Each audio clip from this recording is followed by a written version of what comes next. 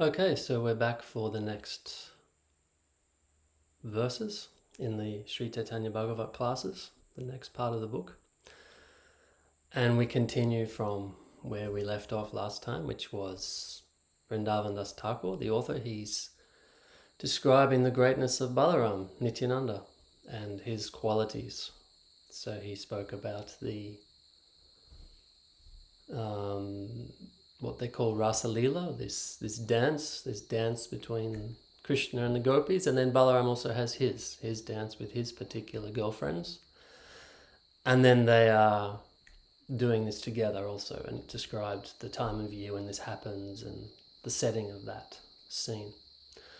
So we finished at verse 33, and we'll continue from 34 today. So in the first chapter of the first section, Adi Kanda. Adi means beginning, so Adi Kanda, beginning section.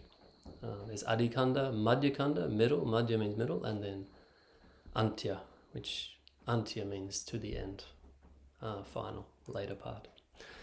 So beginning part, last verse, Ek thai dui bhai gopika samaje, karilena rasa krida Vrindavana maji. So within Vrindavan, maji means within, inside.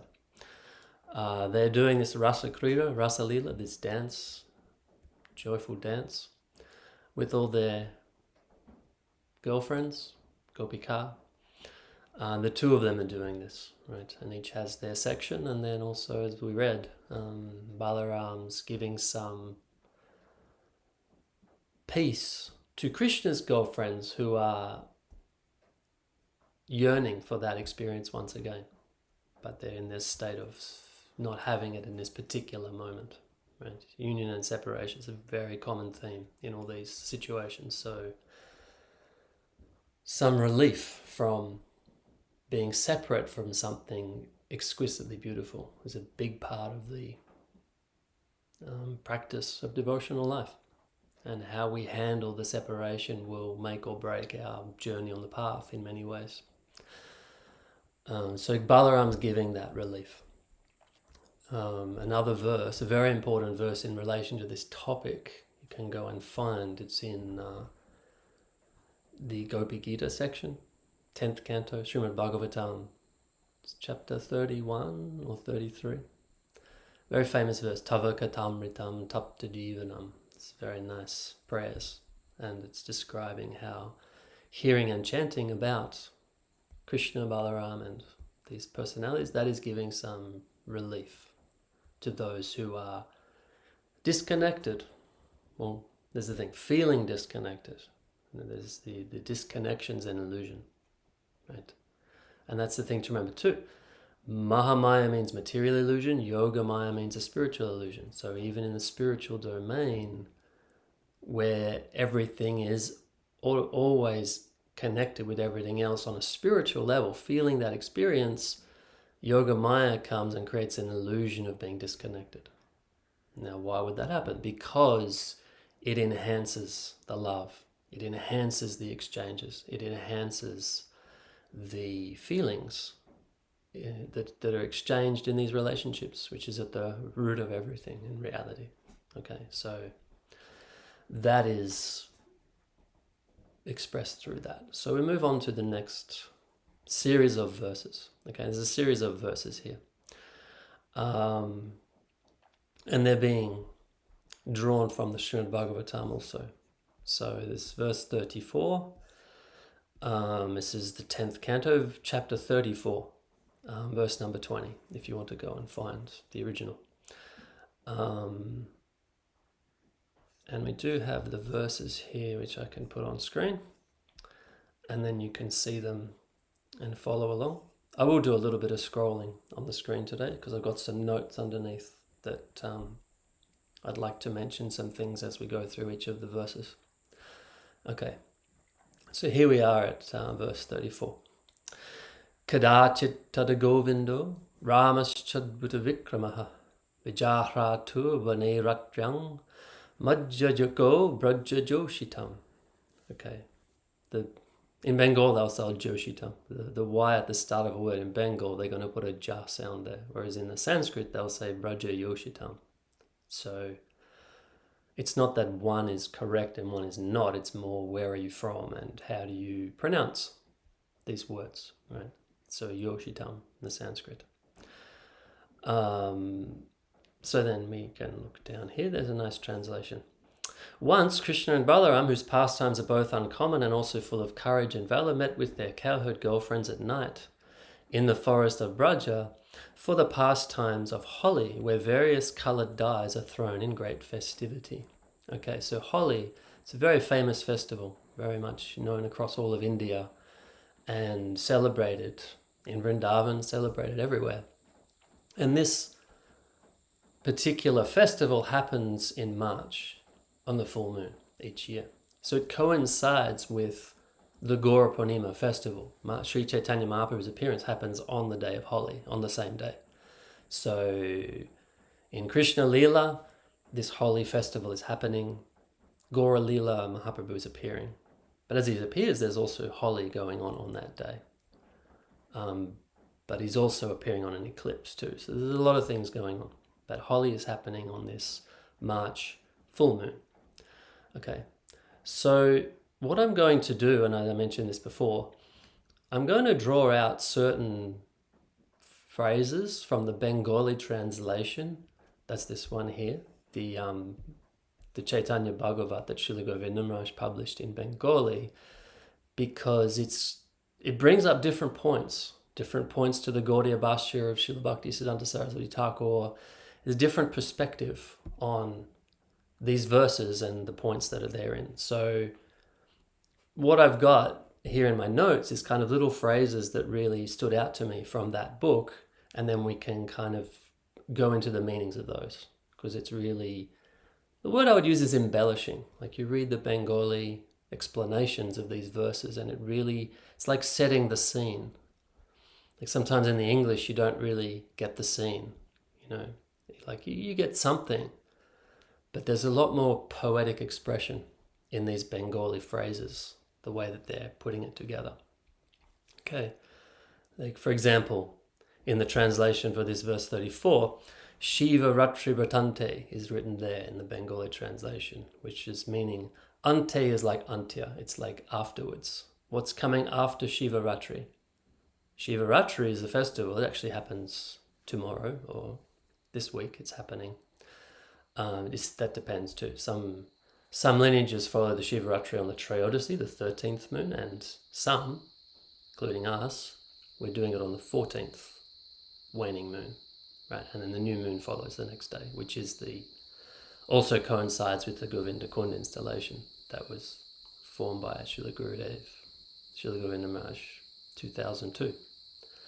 Actually 2003. The preparation was 02 and then the opening was 03. So this is the thing. The year of these divine personalities is thought of in terms of going from one festival to the next festival, right? It's a lunar calendar, and the year is thought of in terms of, okay, we've done Shivaratri, now Holi is next, right? And so that's why it's written there. So it gives you this sense that the festival moments are the peaks of this rhythm of the year, high energy moments, to be really attentive, to be really doing the right rituals, having the right awareness, the consciousness, everything attentive. And then there is a lull, in a sense. I mean, there's always a daily sadhana, but from a perspective of how the pastimes work, they come in waves, right? Pastimes come in waves. And then there's times where it's very busy and very active, and then there'll be quieter times. And it's very important to get into that rhythm of how these pastimes work, right? And so one of these rhythms is the major festivals. So it's saying, yep, Shivaratri, major festival, and then that's going to be followed by Holi. And then it describes that festival here. It says, Jyotsnamai is the word used in the Bengali translation, which is a very beautiful word, and it's describing the rays of the moonlight. Okay, so we're here in the evening, it's setting the scene. We've got the full moon rising, like the Gaura Purnima, and the The moon with its rays, described like Jyotsnamai, it's those rays are permeating the whole environment. Holy Purnima Rajanite, right? So this is just like as the full moon night is starting, Holi is happening, the moon rays are bathing everything and the colored dyes are being thrown. Right? And Krishna and Balaram are entering this pastime, right? So then gives a description next, verse 35, and we have it here. Describes, well, how are they looking as they enter this arena. Upagyamano lalitang Sri Janar Baddaso Hridhai Swalankritanulipango Stragbino Virajomboro. Okay, so again we see this AU ending to describe the both of them, right? You see it in the second line there, the Ango, then the Bino, and the Ambaro, the AU, right? We're plural here. It's Krishna and Balaram, both of them. And what's happening? Krishna and Balaram praise the nightfall, signaled by the rising of the moon and the appearance of the stars, a lotus-scented breeze, and bees intoxicated by the fragrance of jasmine flowers. Okay, so this is really setting the scene. Right? The night has fallen. The moon has risen. Because the thing, like it's full moon. So you'll notice at full moon, the moon rises as the sun sets. It's a very strong, what they call sandhya. It's like sandhya arti. Sometimes they say sandhya arti. Sandhya means that junction point of the day. You'll also see in the prayers of Vrindavan, not Vrindavan, Vishwanath, Srila Vrindavan das Thakur, right? You see in his prayers about his prayer to Sri Guru, right? He wrote this Guru Ashtakam we sing every morning. And in there it's described Trisandhyam, right? When am I going to offer respect to Guru? I'll do it Trisandhyam, right? Trisandhyam is a very powerful concept in Vedic culture. Tri meaning three and Sandhya meaning junctions or turning points. So the first Sandhya is the sunrise. That's the first juncture. The whole day is set by the energy and the sunrise. Like, for example, all the festival days we follow. We'll follow a festival day if that tith is active at the moment of sunrise, right? That's how it's calculated, right? So that first Sandhya of the day is happening at the sunrise. The second Sandhya of the day is the midday, right? And they'll even calculate this to be the exact moment halfway between sunrise, sunset. This is called the midday Sandhya, right? And then there's the third Sandhya, which is the sunset, right? And this is you'll notice also there's 3 artis, 2 deities in so many temples, not just this lineage, but so many lineages. And they will do the artis on the Tri Sandhya, the 3 times of the day. 1 arti in the sunrise, 1 in the midday, 1 in the sunset. Okay. Even there's also a verse that Srila Govinda Maharaj chanted a lot when he was last period of his days here on this earth plane. It's in Sri Prapana Jivanamritam, another verse to go and collect, where Madhavendra Puri is saying this prayer, and he's saying, actually, I'm now so old I can't do Trisandhyam, I can't properly worship the Lord, the Divine, at these 3 junctures, and I'm feeling very deficient in my inability to actually do that activity properly or effectively. Right? And this is a prayer of humility, right? It's feeling like, yes, I'm unable to do this thing that's so valuable, so important, so necessary. Okay, so, and we'll also notice too that the initiation into the Gayatri practice in this lineage as well comes along with it the chanting, internal chanting of Gayatri Mantram 3 times a day to go along with the 3 Sandhyas, right? And usually it will be before, but within that window. So before the sun rises, before the midday, before the sunset, these practices are happening 3 times a day. Okay, so this Trisandhya is very, very significant, right? And so, like I said, the moment of full moon is a evening sandhya, sunset, where the sun is setting and the moon is rising simultaneously. Because for full moon, they must be opposite each other in the sky. Now, of course, sometimes it will be very exact. Sometimes it'll be a bit not quite exactly at the sunset moment, right? But essentially and effectively in this moment, we have the sunset and the moonrise happening essentially at the same time, right? And so you're going from this very bright day into this very bright night. So it's described here as the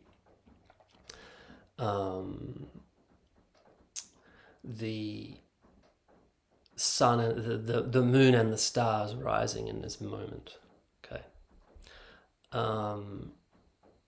Which we get into in the next verse. But in this verse, Krishna and Balaram's appearance is being described. And the words here, first word we see is alankara, right? Covered in ornaments, right? Ornamental, like with this beauty with all the ornaments. You know, Krishna, Balaram, they have all their earrings and their necklaces and their ankle bells and all the different ornaments that adorn their forms. Chandana anulepana. Right? This is what's put in the Bengali. Chandana anulepana.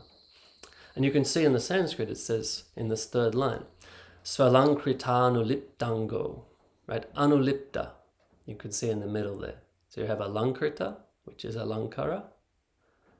Krita and kara, it's the same thing, because it's kri is coming from the kara verb. It's the verb to describe an action or a state or a way of doing something. So being done in a very beautiful way, alankar. And what's happening? Anulipta, which is the anulepana, which is the smearing of sandalwood. The chandan is smeared on their bodies, right?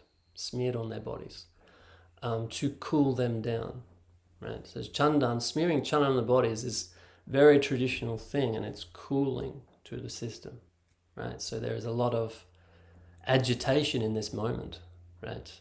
There is a meeting point between Krishna, Balaram, cowherd girls. There's a lot of agitation. There's a lot of energy rising. So then sandalwood smeared on the limbs to calm that rising tension.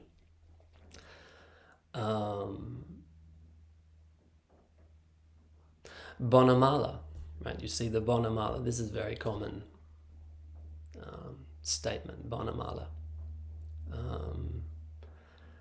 Forest flowers. You'll find this Bengali phrase in the Gaur Arti, sung every evening, right? This idea of, bonamala. And in that particular song of Srila Bhaktivinoda das Thakur, it's mentioned in the second to last verse. And that bonamala is described as jalamala. Jalamala in Bengali means shining, bright, effulgent. Like the flowers themselves have a brightness. And that effulgence is lighting everything up. So like the person's wearing the forest flowers and they are illuminated by the flowers. And they themselves are illuminated. So everything in the spiritual domain, it's all self-illuminating. Right? So garlands of forest flowers that they're wearing. Then sunirmala bastra. Bastra means your clothes, your dress. So nirmal means pure. Sunirmal means extremely pure. So the su at the beginning of a statement, it brings it into an excessive state or an extreme state or a lot.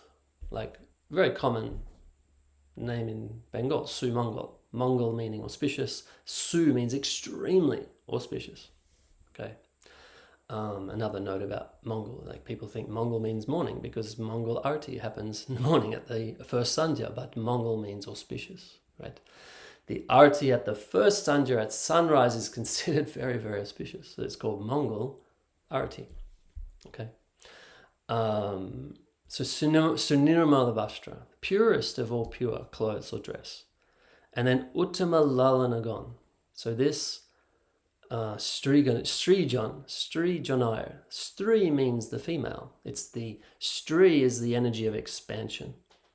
So Stri is colloquially meant in Bengali. Stri means women, means ladies.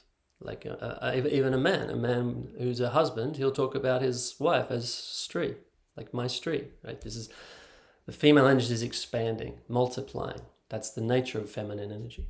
So Sri Janai, Jan means people. So the Sri Jan, that's the ladies.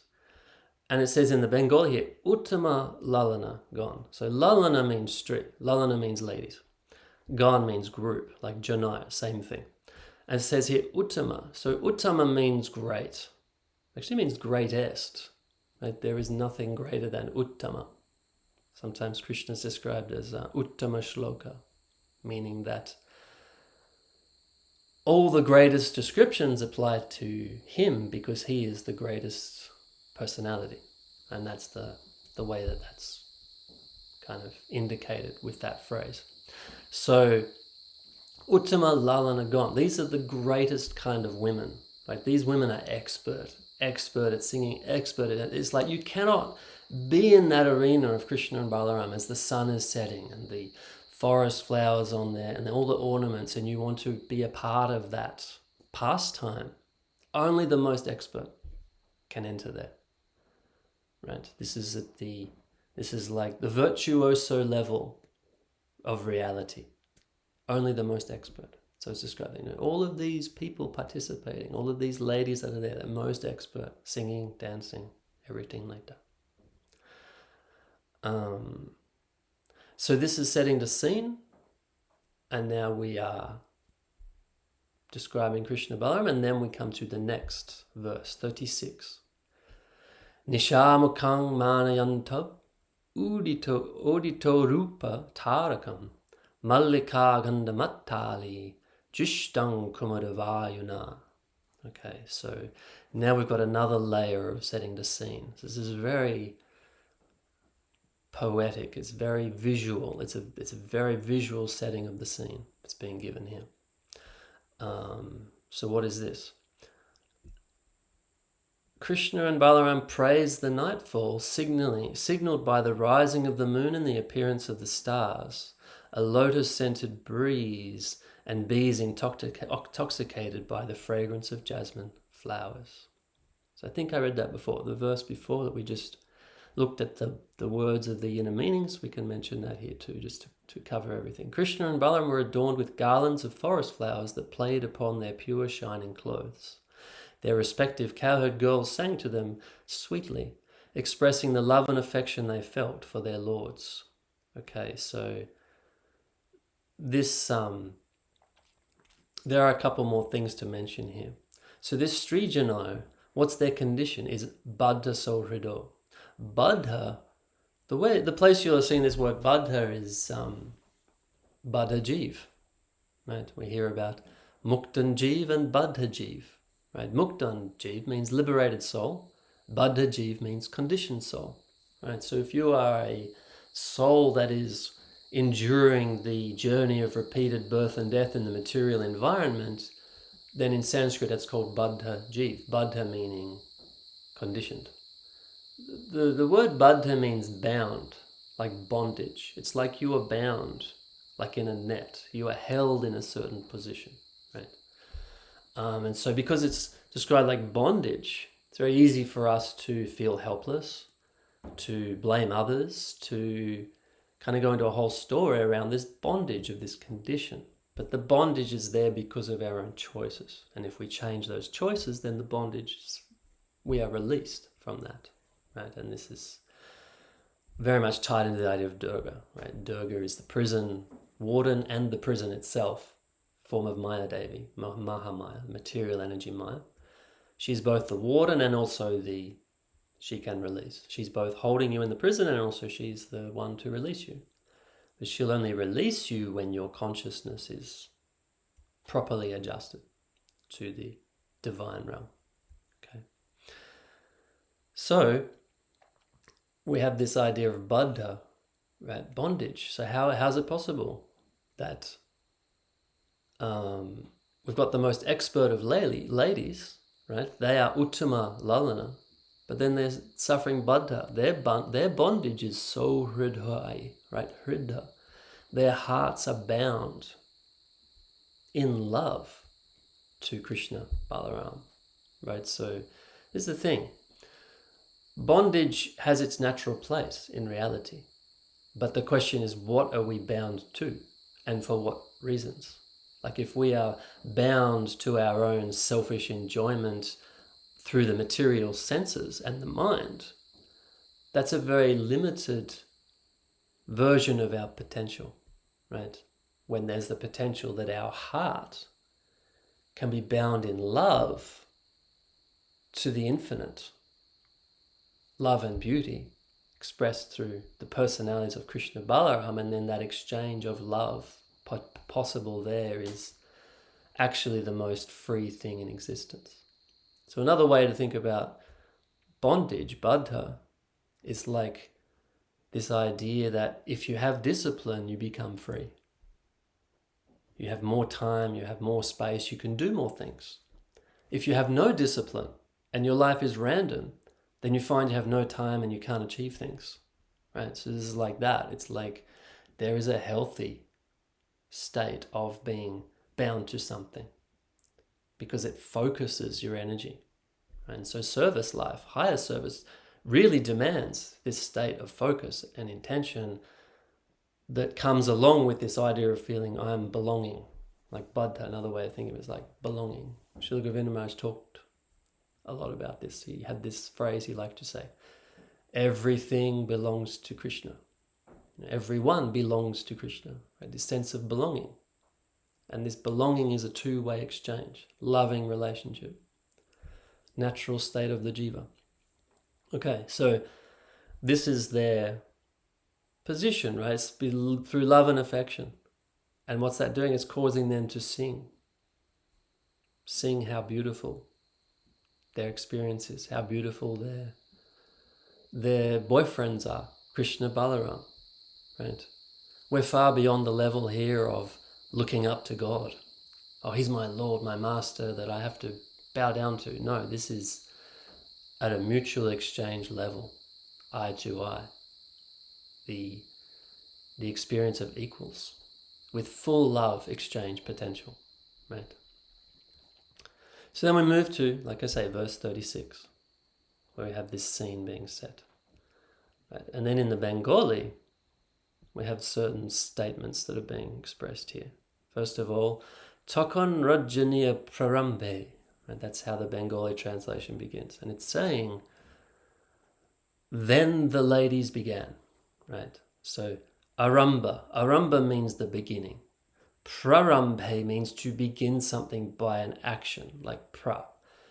Now, if you want to find the most kind of, or you could say one of the best examples of this pra prefix, like it's a prefix in the Sanskrit, it's coming before what's happening. What's happening? Aramba, we're starting something. Before the aramba is the pra, we are doing something with this pra sound. And the pra, where you're going to find this, very nice example is in the Gayatri, right? All the Gayatris. Pick any Gayatri.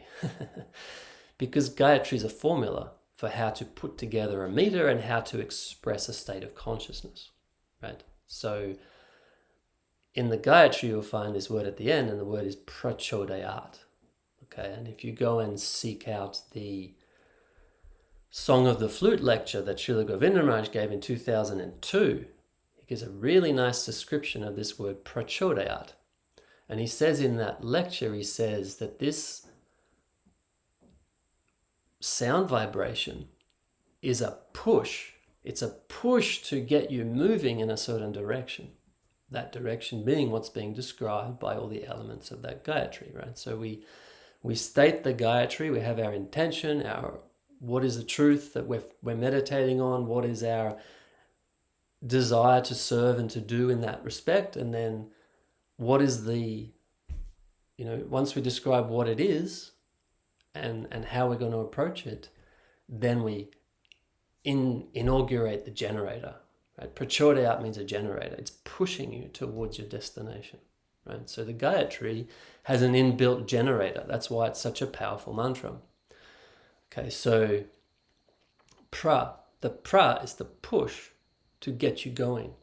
So you can see here that the way that the translation in the Bengali, Tokon Rajani and Prarambe, these ladies, right, as the night falls, like Rajani, the night is coming in, then the the ladies, Rajani are the ladies, they are getting everything started. Right? So they're taking the lead. Ladies first, you could say. So here in the Bengali, like the scene is really getting a little bit more intricate, more than we would necessarily see in English. Then the ladies stepped first into the arena with their song and dance. And they inaugurated this pastime, shall we say. Everyone assembles, then the ladies step forward first, and then the pastime's beginning. And you get this visual. It's not, the ladies and Balaram and Krishna, they met, and the moon was there, and this was there, and that was there. This is this flat kind of description. But now we've got this more, this happened, and then it was like this, and it was like that, and we're getting much more of a scene painted, shall we say. Then, Akashe Shashadhara Tarak Udita. Okay, so now we're describing the sky. Akash. Akash means the sky.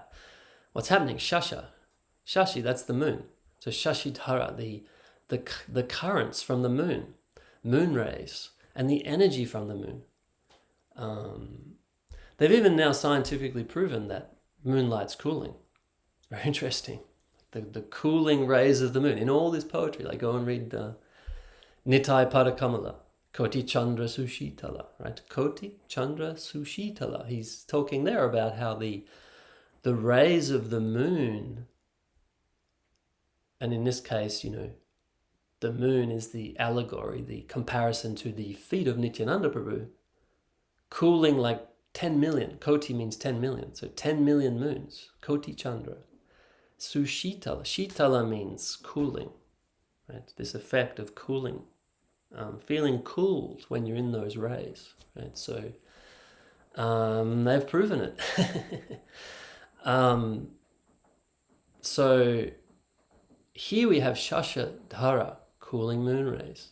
And Tarak. Taraka means the stars. So the stars are out. Clear night. Amazing. So many times we have a full moon night and it's cloudy. It just feels like such a letdown, such a wasted opportunity. As opposed to when the full moon is out and the stars are out. Bright, shining down. Okay, so the moon and the stars rose in the sky. And the rising is not just the idea of moon rise. Okay, the moon is rising in the east. The stars are rising where they are, right? As the darkness comes in, the stars automatically rising, appearing, right? This idea of, the stars are always there. It's just in the daytime you can't see them. And so there's this magic about how as the dark comes, it's like, the stars are rising. But they're not rising in the sense of, coming up the eastern horizon. They're rising because they're appearing where they are. Like a rise, and all of them are doing this.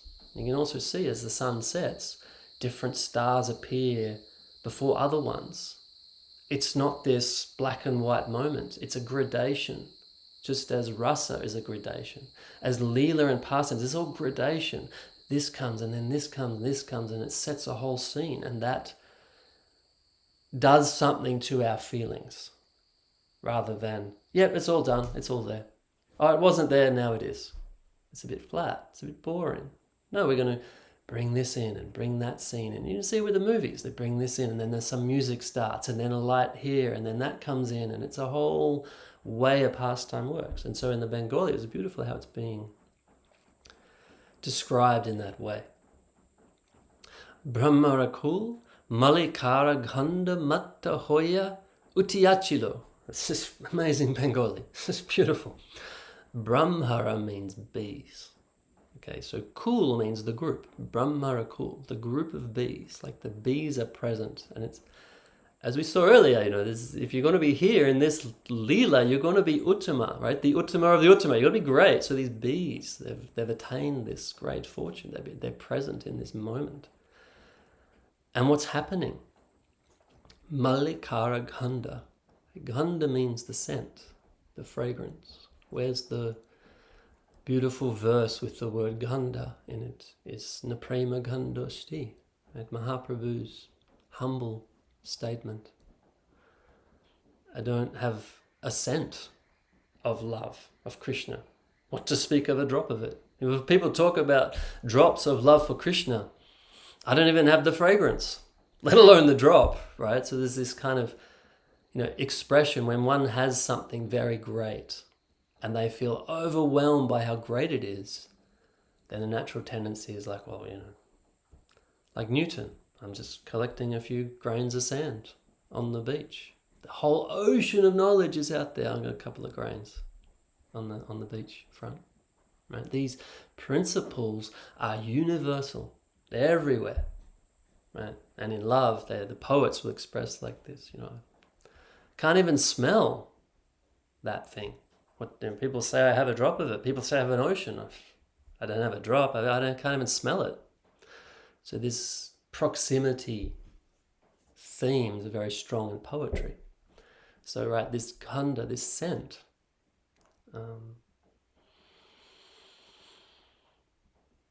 just to talk again about scent and breeze, the other beautiful verse in Prapannajivanamrita you can go and find is about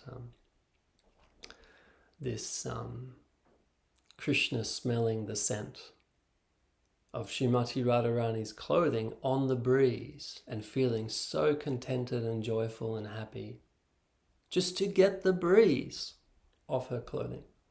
What to speak of a direct interaction, right? This kind of poetry we find from these great saints, right? So the Sanskrit of that escapes me this second, but you'll find it. Good thing to search for. Search for the gems. You'll find it in there. So, Mallika. Mallika is a kind of flower. Now here they're translating jasmine. It's very hard to translate these flowers into English words.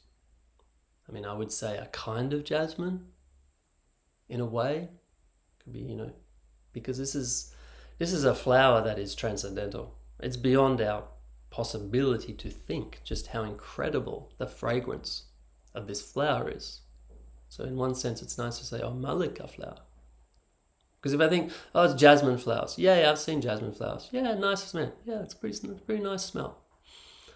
A Mallika flower, if you were to smell it, you would pass out at this point. A transcendental Mallika flower, that fragrance, you'd be like, oh. Like in some ways, there's a night-scented jasmine, which if you smell a strong whiff of that in the night, again, moonlight, night-scented jasmine, you smell that, you kind of like, you do start to get a sense of what's being described here. But it's just the tiniest little shadow of what's actually going on here. So these bees, they're picking up this fragrance on the breeze. And what's happening? Matta. Right? Matta. Matta means madness. Right? It's driving them mad. Is that, that's the thing. Fragrance drives you mad. You have a certain strong fragrance. A bad fragrance will drive you mad. A sweet fragrance will also drive you mad.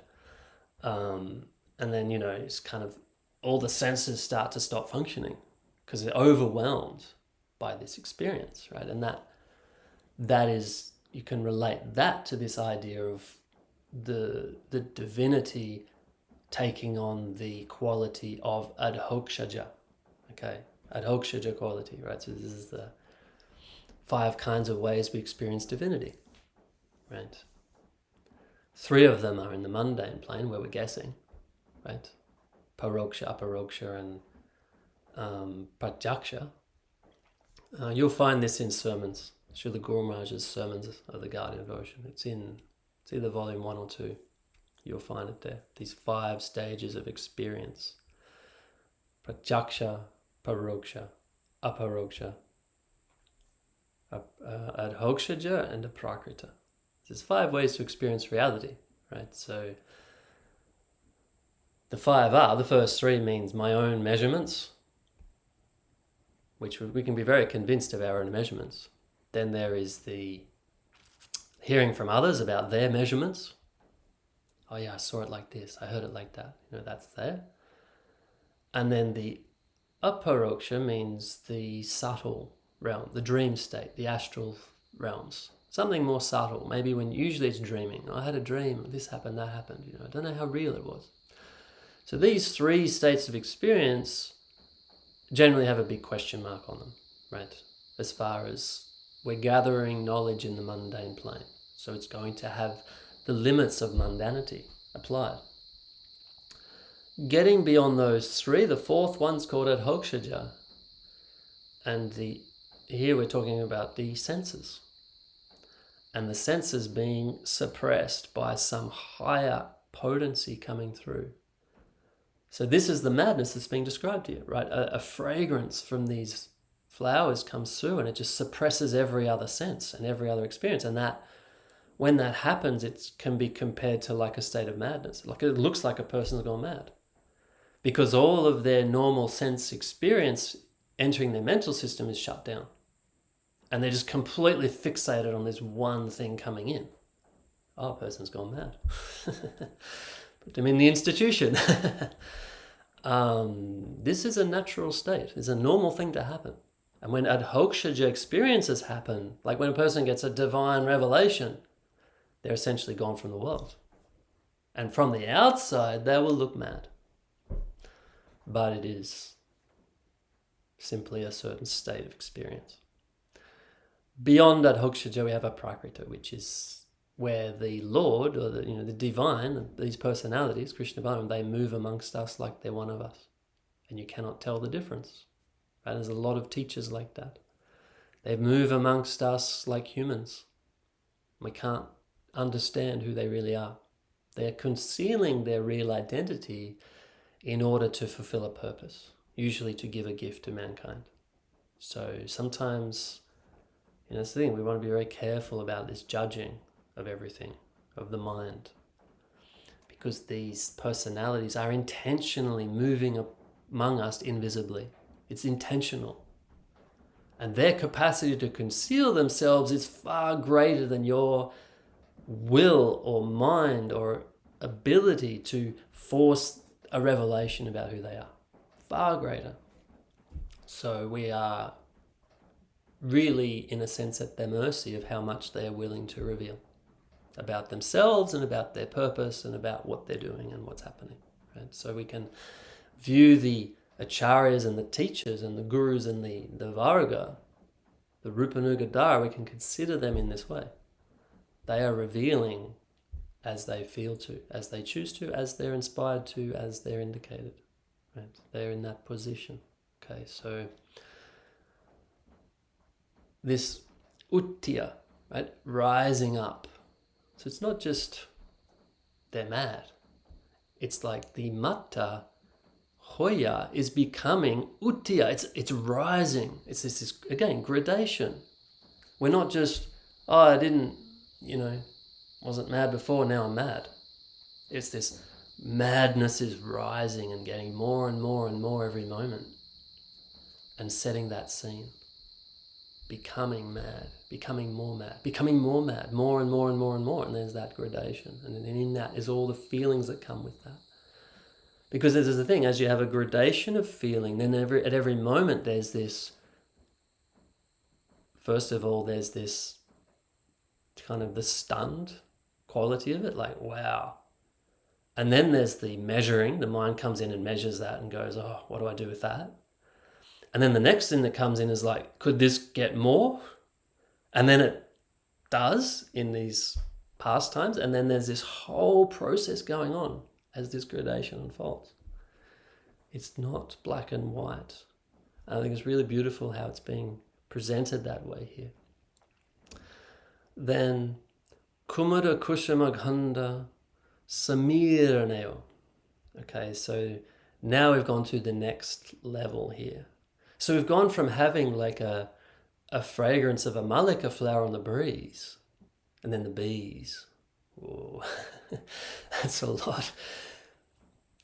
One more step forward, we've gone kumada kushum. So these two kind of flowers, kushum. And so what's the most famous kusum reference is Kusum Sarovar, right? The lake where these kusum flowers grow on the banks or by the side of the Govardhan hill, right? The Govardhan mountain is there in Vrindavan, Mandala. And by the bank or by the side of this mountain, there is this famous lake, Kusum Sarovar. This is where the very intimate servitors, Manjari servitors of Radha Krishna. They're collecting flowers there every morning to take to serve with. It's a very special place. It's kusum. So these flowers are kusums, and the kumuda as well. Some would say lotus, one way to translate, but I'm feeling like it's nice to think, I want to think malika, I want to think kusuma, I want to think kumuda, I want to have the sound vibration of the original Sanskrit of what these things are reverberating for me. I want to talk in lotuses and jasmines and all these things, because it's this mental attachment, my current mental attachment equivalence to these things is not helping my expansion of awareness of the possibility of this world entering into my awareness and consciousness, right? So these two flowers, the gandha, right, the scent, the fragrance is now samira, right? Samira, it's right, a new kind of breeze coming, and it's a more broad kind of a breeze, right? And what's happening is it's manda manda, means slowly, slowly, it's rising, right? Slowly, slowly, this breeze is bahitechilo, right? The scent is being carried more and more and more on this breeze. So we get this sense of right? We've had one scent come through, and now we've got another one, and it's broader, and it's really starting to spread everywhere, both in quality and quantity. And then in the midst of this arena, we have Sri Ram Krishna Bihar. Right? Bihar means frolicking, playing. They're playing within this atmosphere. They're reciprocating with these ladies, and they are appreciating all of these elements to the environment, right? Each and every one. Because everything's participating. The sound of the bees, sound of the birds, fragrance of the flowers. It's like the flowers are not just sitting there looking pretty, they are distributing their fragrance to the breeze, and then the breeze is doing that service of carrying it into the nostrils of all of these participants, right? It's miraculous.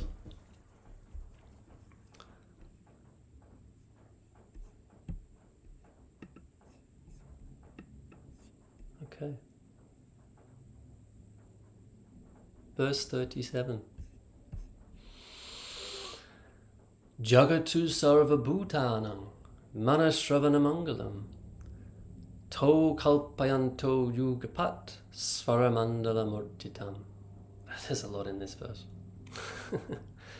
Okay, so let's have a look at the translation.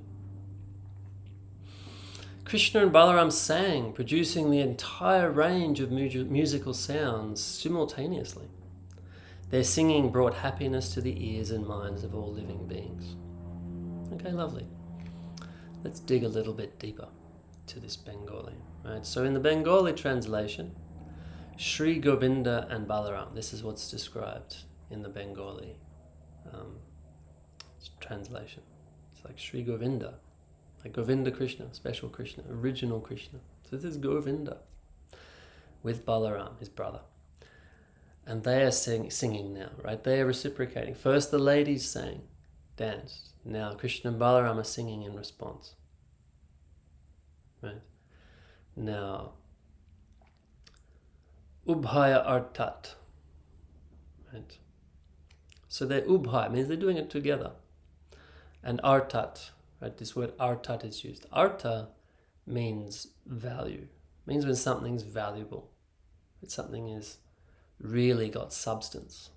So here, by them singing together, the substance of that sound is amplified in such a broad way, right? And what's it doing? Murchana, right?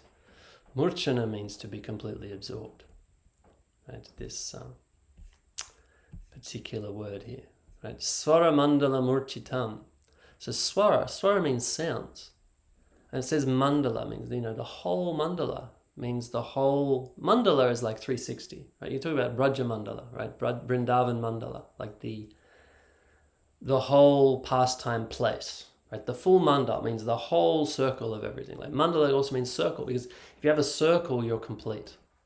Like every particular aspect is covered. every part is represented in the circle. Right? There's no corner, there's no separate anything. It's complete as a circle, all contained. Right? So the mandala of all swaras is there and it's being expressed by these two personalities, Krishna and Balaram. And what's that doing? Murchita, right? It's completely absorbing. It's absorbing to them and it's absorbing to everyone else. And I've noted here this murchana. You'll find this particular word in Sri Premadama Devastotram verse 2. Koti kama murchitangri rupa rasa rangara. Right? That the quality of Mahaprabhu being so attractive, it's just absorbing. It's completely absorbing. It's not only absorbing to a baddha jiva, like a conditioned soul, but it is millions of cupids just lost.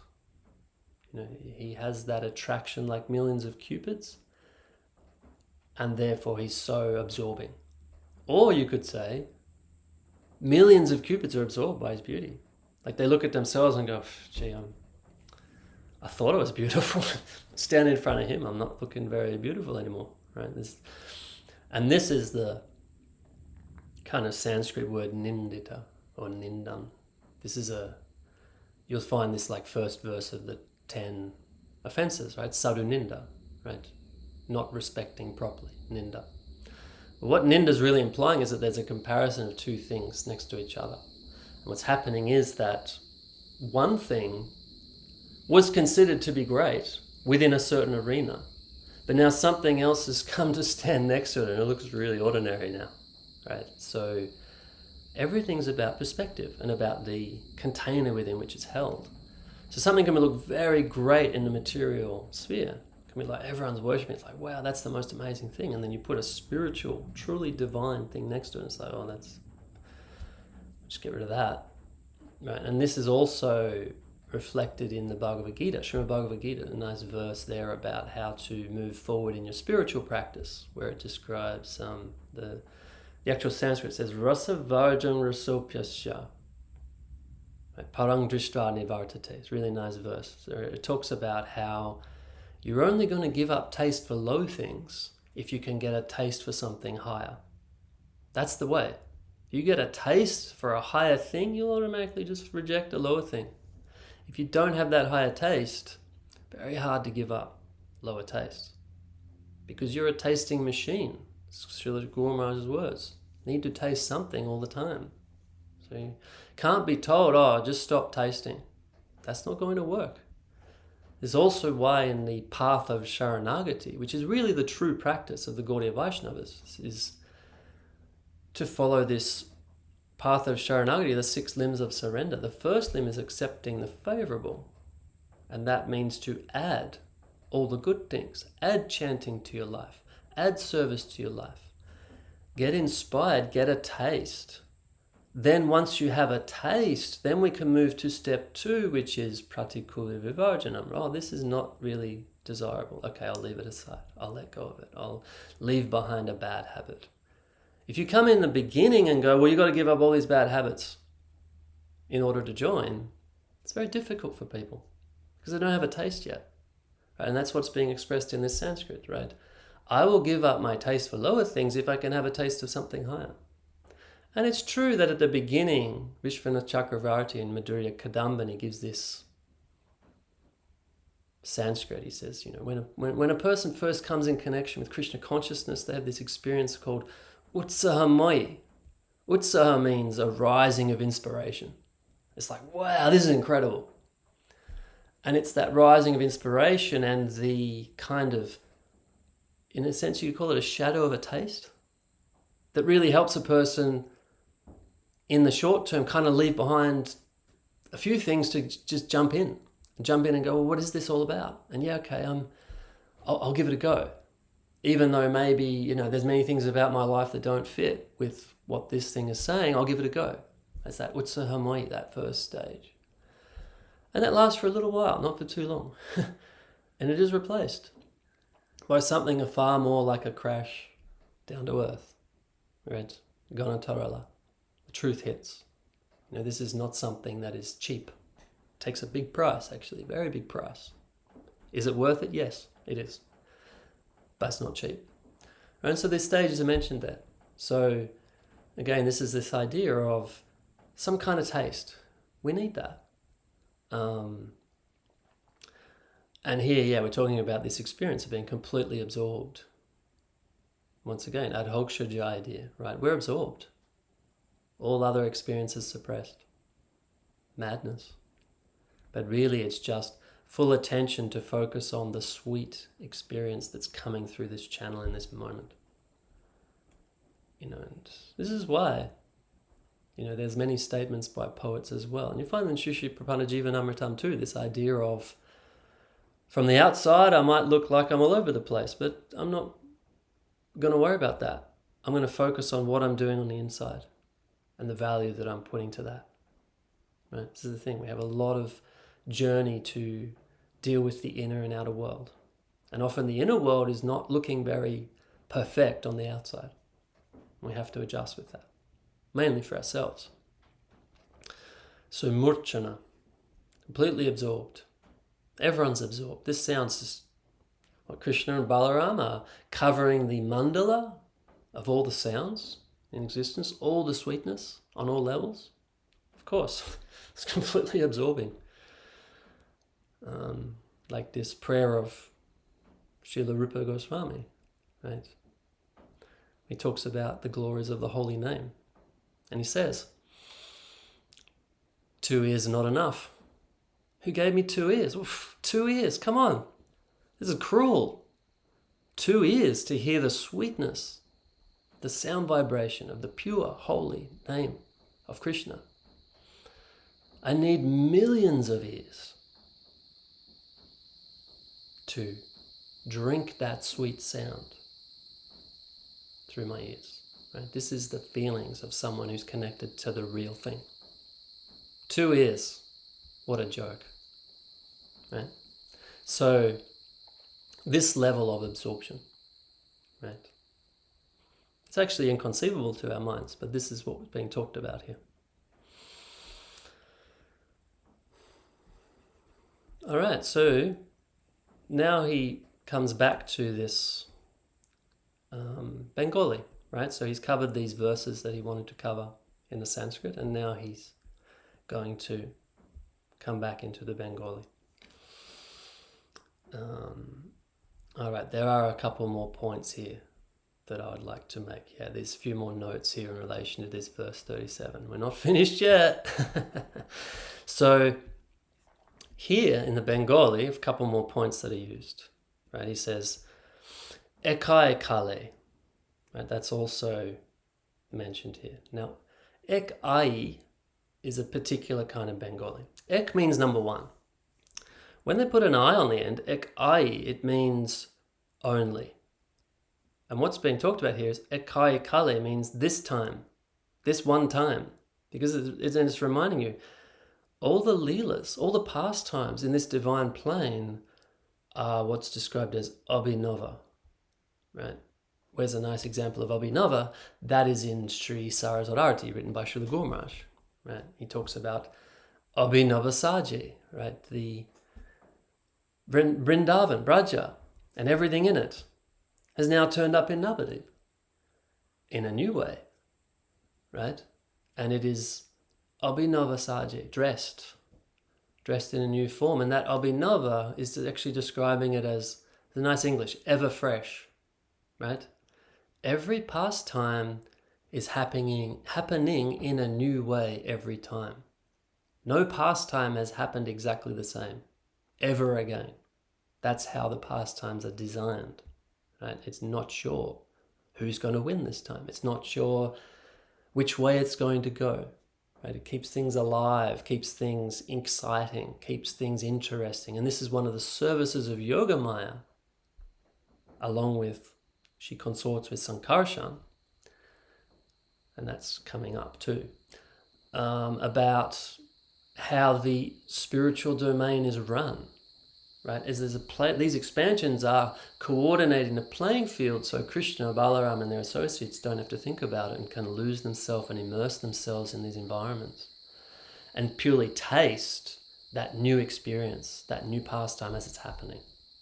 Right, so that's mentioned here in Bengali, ek ai kale. Right?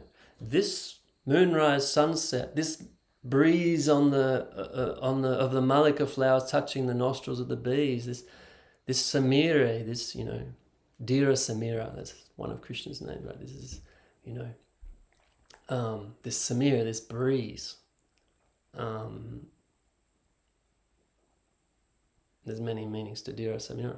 Dira means very deep, a lot of gravity, a lot of firmness. Interesting. What does that mean? This is the thing. You start to think, what do these words mean? It's kind of like something that where you get this very minimal, like the most minimal connection is to catch something in a breeze. But then even to catch a scent or a whiff of Krishna on the breeze, then you completely commit your life. Dira Samira, one of the translations. And Sanskrit has many, many translations. So,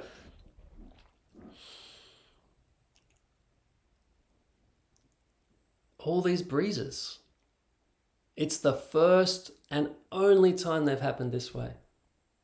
Only time these ladies have stepped forward to dance and begin this Leela the way they're doing it this time. Right? It's natural that they step forward and lead. But the way they've done it this time, they never did it like this before. The way Krishna and Balaram sing, even though it is Swara Mandala, right? You think, all the sounds are there. They sang all the sounds simultaneously. Okay, nice English. But they sang all the different sounds in a way that they've never been sung before, causing the murchana, causing this total absorption, the wonderment. Like that thing, it's like, wow, I've never heard it said like that. Yeah, I've heard that before, and I've never heard it said like that. Like we have that experience in this plane of reality. In that plane, it's millions of times more amazing. But yeah, the Swara Mandala coming in a new expression, right? And so it cannot but be completely absorbing. Impossible for it not to be.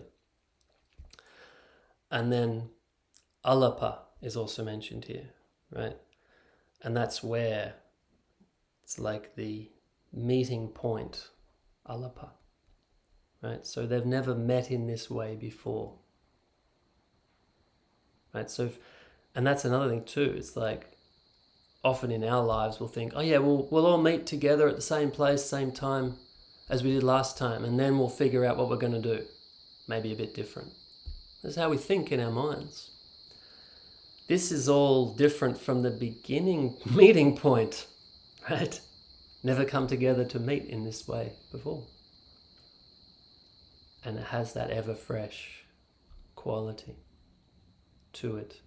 Even Yoga Maya has this quality of causing forgetfulness in the servitors, such that they can't even remember what the last experience of that particular pastime was like.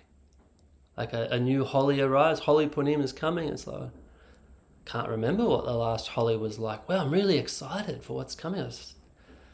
I don't even have a reference point. Like Yoga Maya even has that influence to remove reference points, if it will enhance those servitors' experience, if that love they're exchanging will increase. And Krishna is also experiencing this too, that forgetfulness. He's always, of course, with the potency and the capability to remember everything. But through his Yoga Maya potency, he is also experiencing forgetfulness and submitting himself to that experience. Because that's the more joyful, the more tasty, the more juicy version of reality to experience for him and for us, for everyone. And then Nikhila Prani. Right, so here it's talking about the first part of the verse, here in 37, right? So we're talking here about this Sarva Bhutanam. What happens? Mana Shravana Mangalam, right? So what's talked about here is this Mana, the mind, Shravan, hearing, Mangalam, auspicious, right? The hearing this, everyone's mind feeling very auspicious. And everyone is Sarva Bhuta. Sarva means all and Bhuta means entities. So all the entities of the world. Jagatu Sarva Bhutana, right? They're all having this experience. Oh, how auspicious is this sound, right? In the Bengali, it's described here as, down here, Nikhila Prani. Right, so Nikhila means the whole, the complete, everybody in the whole existence. Prani. Prani means anything with prana, basically. Like if you're conscious, every conscious entity in reality, Nikhila Prani. So in the Sanskrit it says Sarva Bhutana, Bhutas, okay, the entities, Bhutas. Which, has some connotation. The idea of prani is broader, is bigger, is deeper. Like anything that's conscious. Because bhutas kind of has this connotation of animals, birds and beasts, plants, and there's like creatures, like entities. I think in a sense prana, where prana flows, whatever's being touched by this sound is being absorbed. Right? In a way, it's a more broad idea expressed here in the Bengali. So then we come to verse 38. Let's check how we go. Okay, 1 hour and 8 minutes. We'll do a couple more verses. Bhagavata Shunija Rame Nahi Prita Vishnu Vaishnavera Pate Sejan Varjita. So what's it saying here? It's saying after hearing these verses of Srimad Bhagavatam, Bhagavat Shuni, Jara, those, Rame means love, or feelings rather. Rame, feelings, Nahi Prita. So if you're not feeling love from hearing these verses, you hear everything that's being described here, and it's not awakening inside of your heart some attraction, some intention, some like, oh, I want to know more about that. I love that. That's not happening. Then Vishnu Vaishnavera Pate Sejan Varjita. Right? So what's this described? Like Vishnu Vaishnavera. So what's being talked about here is that basically Vishnu, and by inference Krishna, as well as Vaishnava means those who follow Vishnu. Vishnu, the Sanskrit transforms to Vaishnav. When they put the I syllable into the word, it's becomes like one of the translations is a follower. So a follower of Vishnu is a Vaishnava. Okay, that's the Sanskrit transformation. So they are following Vishnu himself, and by inference Krishna, because Krishna and Vishnu are essentially the same from this point of view, although they have their unique differences. And Vaishnava is a term used to describe someone who's a follower of Krishna as well as a follower of Vishnu. Right? Vaishnava is a very broad term. It includes Krishna, includes Vishnu. Right? Someone who's following that path. Pate, so whoever is doing that, say John, those people who are following this path of, and Vishnu means like they worship Vishnu, they serve Vishnu, or Vaishnav, they servant of servant, right? They're following Vaishnavas, they're serving Vaishnavas, they're doing that. Anyone who's following that path will avoid Varjita, someone who doesn't feel love when they hear these things. And this is a natural thing. It's not meant to be like, I hate that person, I reject that person. It's not meant to be a harsh thing, because as Rupa Goswami shares with Sanatan about the summary of Vaishnavism in a tiniest nutshell, and he says,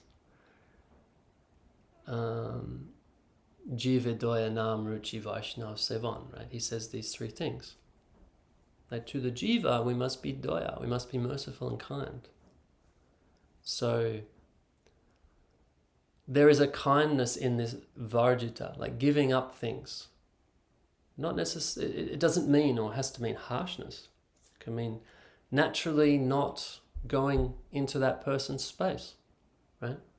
You don't have love for Krishna, yeah, okay, I'm going to leave you be in your space. But I'll think about, how can I maybe attract you to this? Or not even I will attract you, but rather give you some exposure to this whereby you might find some interest. It's like, okay, you didn't love the Bhagavat from these verses, or maybe another section you might find some love when you hear that. Because love is the currency of everybody. So everyone needs to find what they love and pursue that. And so here he's saying, those people following the Vaishnava path, they will tend to separate themselves from those who don't feel love for this. This is a very natural thing. And it's not based in harshness. It's based in the fact that reality has so many separate parts to it. And one group who are really dedicated in one line, they will naturally stay separately to another group that's really dedicated in another line. And Krishna in the center is receiving the energy and service and love from all of these different lines. Right? Bhagavat Jainamane se javana sama tar shasta ache janme janme prabhujama. Okay, so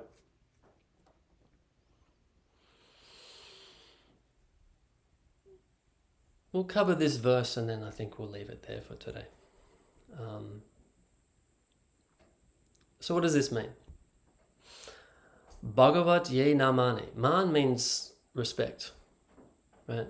So J, anybody who doesn't have na, respect for Bhagavat, Srimad Bhagavatam, say that person, Yavana Sama, right? They are just like, Sama means just like, same as. Javan. Javan is an interesting word here. If you look in the dictionary, it'll say non-Hindu, which is kind of doesn't mean a lot actually. In this sense, really, it's, you can see the notes down the bottom there. The words nice to use, say uncultured, atheist, ayogi. Right? It means someone who's not interested in this Vedic culture, not interested in this path. It's like to call yourself a yogi and not respect the Bhagavatam is incongruent. But if you're not interested in yoga, you're not respecting Bhagavatam, then that makes sense. Right? That's logical. But then what he goes on to say here is a bit more intense.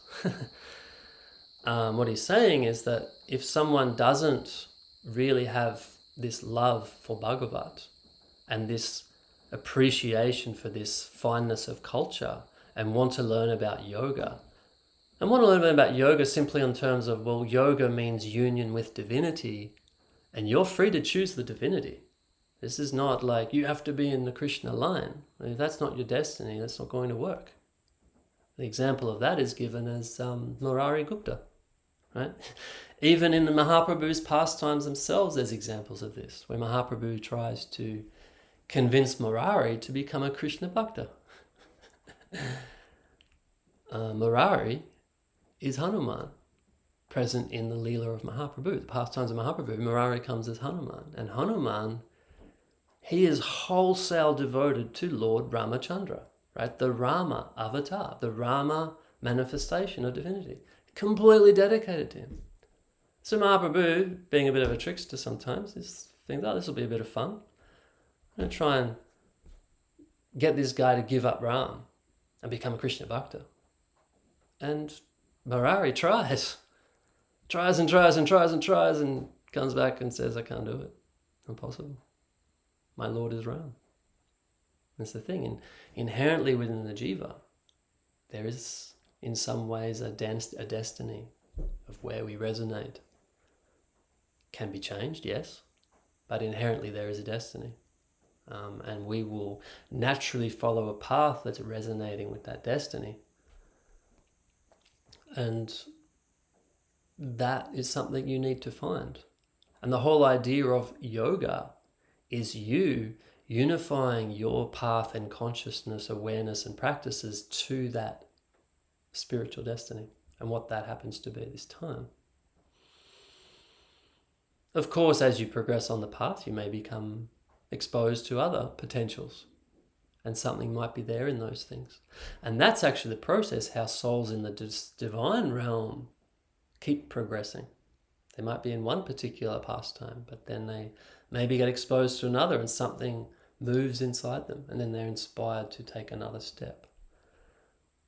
The very well commented, very well given example or expression of this is in Srila Sanatana Goswami's Brihad Bhagavatamritam, where Gopakumar is traveling from area to area within the spiritual domain.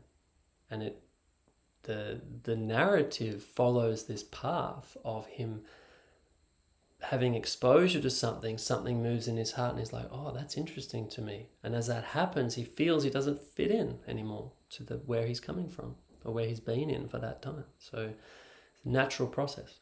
And so as a jiva, we're also in that process. So again, this idea of yoga. Right? If you're interested in yoga, then you'll be interested in Vedic culture and you'll respect Bhagavatam. And then you will naturally start to, and this is the second part of the line here, it says, move out of this state of janme janme. Right? Janme janme means birth after birth. It means you're in a situation where you are experiencing repeated birth and death in the material plane of existence. Right? You're dying and being born again. Dying, born again. Right? This cycle is happening. Samsara, they call it. So janme janme, birth by birth. I'm going through birth after birth. This is my situation because I am a yogi. Right? I have not actually established this union through all of my consciousness with the divine. Right? Taking birth in the material world is a function of being disconnected from divinity. Right? If you have strong connection to divinity, then birth after birth in the material plane is not necessary anymore. Right? And that's actually how you escape the material world, by re-establishing this connection with divinity in a substantial way. Then you no longer belong here. While you don't have that, you'll continue to wander. It's called brahmanda, brahmite, wandering around here, birth by birth. And so it says here that for those who are doing this birth by birth, there is a servitor, there is a teacher, shasta, it means teacher, that's here for them. His name is Jama. In the Bengali, the Y at the start, they'll say Jama. So you go to Bengal, say Yamaraj. So, and they'll say, oh, Jamaraj, yeah, Jama. Right? So that's how they pronounce it. And this personality, Jamaraj, it's his service to decide where a soul needs to go when they die, based upon what they did, their karma, their actions from their life. They were born, they did a life, they came to death. At death comes the judgment. Jamaraj does the judgment. And it's we've got a whole list here of all the things you did in your life, because everything's being recorded. Right? And the desire of the governors of the Earth planet to have this surveillance on everyone, where they have the whole list of what everyone's doing and did. This is simply a reflection of the truth about reality, which is the whole material universe already functions this way. Everything's already being recorded. Because when you pass, Yamaraj is there. He's like, well, I've got all the things you did. Nowhere to hide. And based upon all these things, here's the appropriate next birth for you. That's going to be both teaching you lessons, right? Shasta, right? Yamaraj is a teacher. All the suffering we go through in this world is to teach us things. If we run away, if we have victim, blame, all this story, we are avoiding the lessons. And we're going to slow down our progress. Whereas if we go, right, there's something here to learn, I'm going to take that on board, I'm going to move with that, then Yamaraj, he's like, okay, great.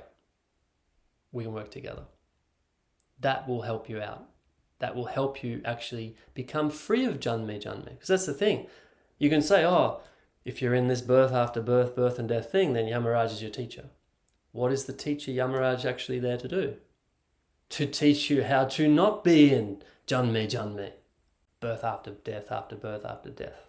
How not to do that. That's why Yamaraj is there. He's like, okay, well, for you to learn the truth about what you're in, here's a nice, difficult version of it for you to.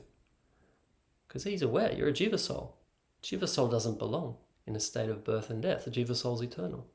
So we're misperceiving our true need, right? Our true value, our artha, misperceiving it, anartha. We have all these anarthas. Anarthas are simply things that are reinforcing a misperception of ourself and of the reality. Okay, so this is what Yamaraj does. He arranges this next birth, and as a teacher, he is giving this placement to everyone. And he has his accountant with the list. So that's all there. And it's a sobering thought, but it's also an empowering one. Because, and they have this. I mean, all these threads come through, in a sense, the path of how people succeed in life. Like, it's so much easier to succeed if you have someone with checks and balances, someone accounting for what you're doing, keeps you on track. So there's no accounting, you go off track, right? Generally speaking. So if you have an awareness, there's the court of Yamaraj is waiting for me, and they're recording every single thing that I do. People having an awareness of that are going to be benefited. And you've got to remember too, this is not about producing fear, right? This is about encouraging one to move out of the world of fear and into the plane of love, right? Because, and this is the thing, like Yamadutas, the personalities that are the attendants of Yamaraj that come and collect souls from, most usually you'll see them in hospitals. They come into the hospital and they have a very nice devotee here in Australian Sangha that had this direct experience where he was very sick. He's in a hospital and he literally saw these personalities coming in and taking souls away as they passed to the court, right? They come to take the soul to the court. They come to collect them. This is what Yamaraj's attendants, the Yamadutas, will do. That's their service. And then in that court, everything gets taken care of. Now, these guys are scary, really scary. But like I say, the fear is only happening because of the ignorance of the nature of the true self and the fixation with a-yoga, fixation of being disconnected completely from the divine. So if that connection is established, then there's no fear. And then actually you can welcome Yamaraj and say, yes, I welcome you as my teacher. I know you know the best place for me. Then Yamadutas aren't going to be so scary. And you see that it's like people who are at peace with their passing when they die, or people who are really not at peace, holding on with tension, and how much more difficult that natural process is. And how many times have we endured death? Countless times, innumerable times, while we're conditioned souls in the cycle of birth and death. And yet you'll come to your death at the end of this life, and if you haven't prepared yourself, the fear, the unknown, the experience of these servitors coming, very strong, very difficult if you're not prepared. So, like with everything, the solution to all this is awareness of what's really going on, which is what Yamaraj is offering, is giving, is showing.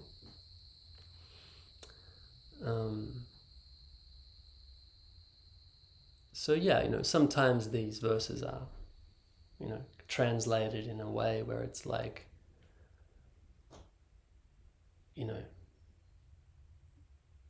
those who don't follow this, they are outcasts, they are rejected. But it's not necessarily what's in the verses themselves, right? Because how is someone who's completely rejected being allocated a teacher to help them, right? And the truth is no one is condemned to eternal hell. That's not part of the Vedic philosophy or culture. Yeah, there are hellish realms within the cycle of birth and death. And to experience those realms means to be in a form, material form, in order to interact with those environments. But it's birth and death. You'll die from those environments too and be reborn. And the way that the cycle works is that you go down to the hellish realms, and then as you suffer and suffer and suffer, you become lighter and you move up and you come back to the earth plane, human level here. And then if you keep living a decent life, a good life, doing good deeds, then you'll go up into the heavenly realms, where you tend to enjoy a lot. And that enjoyment makes you heavy, brings you down again. There's this natural ebb and flow of the jiva through heaven and hell. And the earth plane here is the middle station. There's lots of people going up here and lots going down. That's why you see a lot of confusion sometimes. And feeling like, why can't we all just get on the same page? Well, no, this is like a train station. Some people are going north, some people are going south. You're not going to get everyone going in the same direction at a train station. This is what this plane of existence is called, the Bhuloka, right? In Gayatri, like Bhuvasva, like Bhuloka. This is Bhuloka, this land of level where Earth is. And from here we have 7 up and 7 down, right? There's 14 planetary systems, right? From here, this is 1, and then we're going up 7 all the way to where Brahma lives, and then we go down 7 down to Pataloka, right, the bottom of the material world, where the strongest level of hellish experience is possible, or is experienced by the jiva. And that's the makeup of the material universes. That's how they're designed, in order to facilitate this journey of the jiva to ultimately to discovery of self, who they really are, and to reconnect with divine, which is the destiny of every jiva. So it doesn't matter how many births in this material universes, it doesn't matter how long in hell, time is, it doesn't matter how much time you measure, infinite is infinite. And any measurement of an amount of time will be a drop compared to infinite, because infinite is infinite and the jiva is eternal. So we are existing eternally, always have existed eternally, always will exist eternally. So it doesn't matter how many births, we're not counting. Counting is not helping us. It's consciousness that's important. It's quality of life, not quantity, that makes all the difference. Which is why, again, this Pariksit Maharaj, very worried. 7 days to live. Gets bitten by a snake, he got 7 days to live. And he's like, oh gosh, I got to perfect my life in 7 days. I don't know if that's possible. He goes and talks to the sages and priests and, what do I do? And they all ultimately send him to, well, by circumstance, Shukadeva Goswami walks past. And they're like, wow, you're very lucky, because someone like that hardly ever walks past. He just walked past, They're like, go and talk to him. He's liberated. So Shukadeva sits down and he says, yeah, 7 days is enough time. Actually, 1 moment is enough time if used properly, right?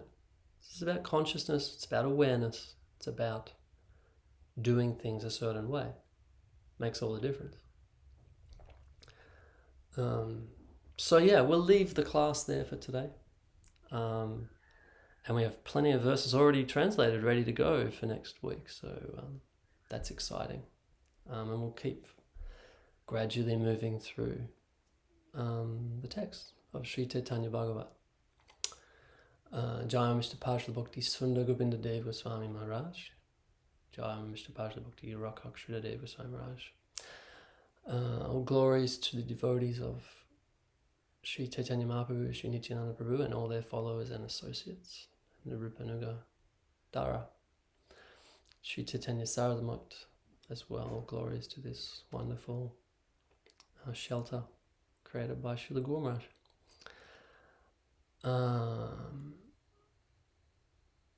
All glories to Haridas Thakur and the practice of chanting the holy name. Okay, we'll leave it there for today.